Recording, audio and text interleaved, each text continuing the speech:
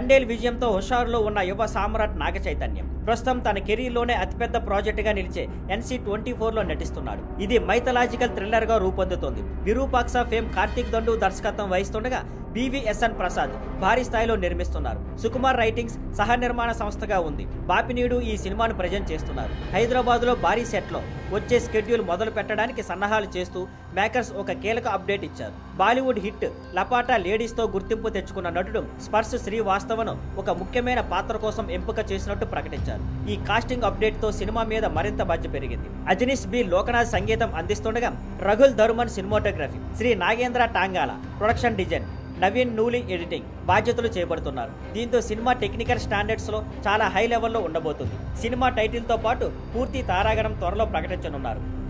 Thank you for watching. Please like, share and subscribe.